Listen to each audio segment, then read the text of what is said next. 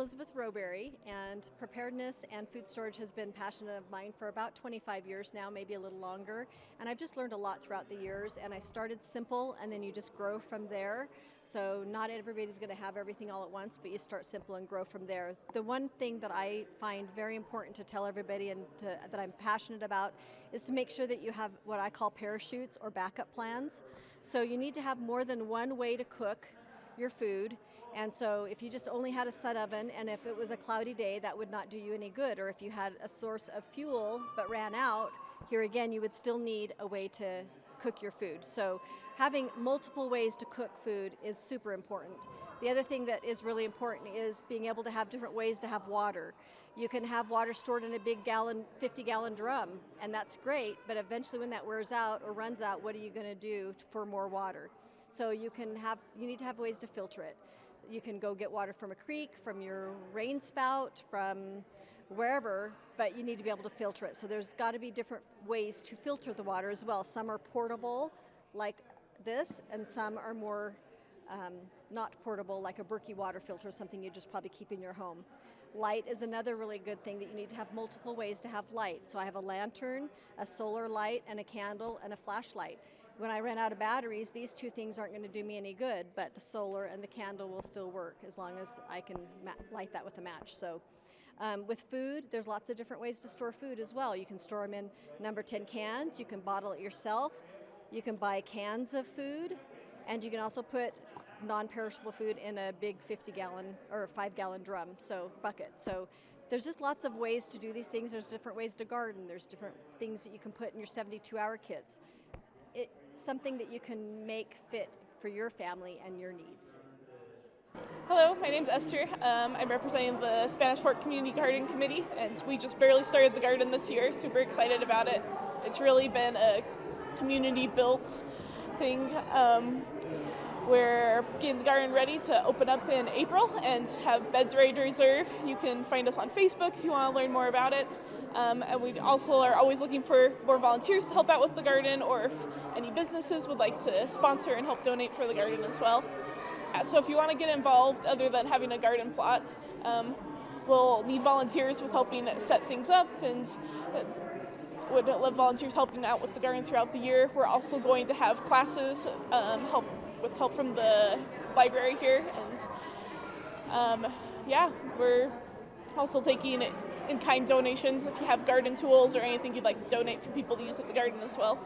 Definitely make sure it's available for anyone that doesn't have their own space to garden and would like to learn how to garden.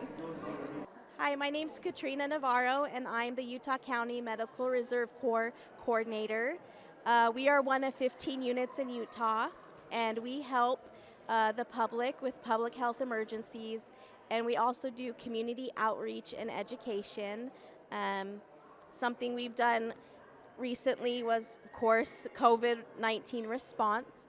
We helped Utah County get vaccinated against COVID-19. We had about 1,200 to 1,500 volunteers that came out to our mass vaccination sites and helped with the operations there.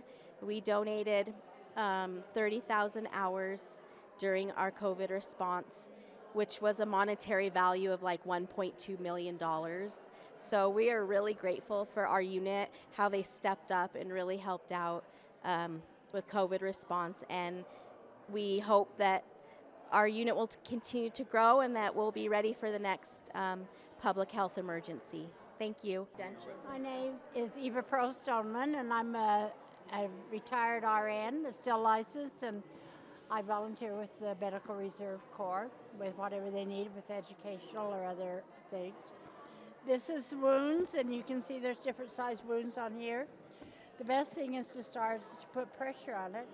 Put something clean. If you have gauze, that's great, or a clean t-shirt or something.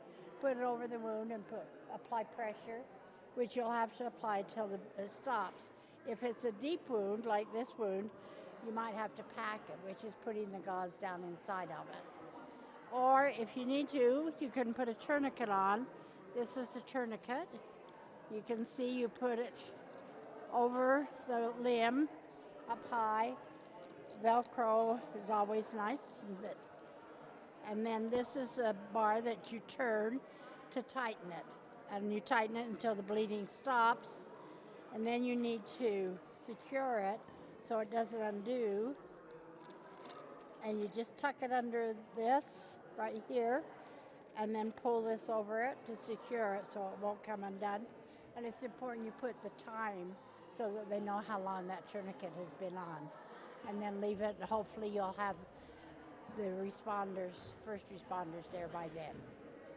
And so that's what we do with wounds, in fact. My name is Rich Reynolds. I'm a member of the what's called the UCares organization, which is the Utah County Amateur Radio Emergency Services. The organization is a volunteer organization that provides services in Utah County. Those services include supporting like community events like parades, races. We provide the communication between different points in the parade, say, to monitor lost children, crowd control, kind of just keep the event flowing smoothly. And also we provide support for different kinds of races, community races like the Provo Half Marathon, where we try to make sure that the racers are safe, that they can make it from one station to the next, and we kind of keep track of them and can monitor and report to a central, what's called a net control, to let them know that the race is progressing and everybody's safe. If not, then we can provide communication to have somebody find that racer. We also are available for any community disaster to help in the case of where communications of cell phones are down.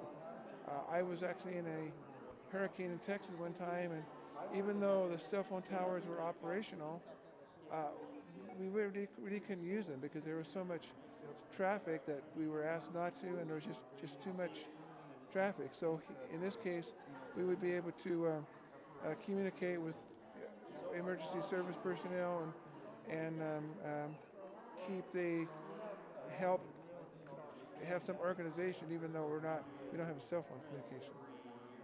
And as part of the UCares group, we have a website, ucares.org, and we are always interested in taking volunteers. You can go to the website and find out how to sign up, what the different meetings we have. We have a regular Tuesday night ham radio meeting to kind of help get training and experience in using the radio. And we're always ready to take volunteers to help out in the community.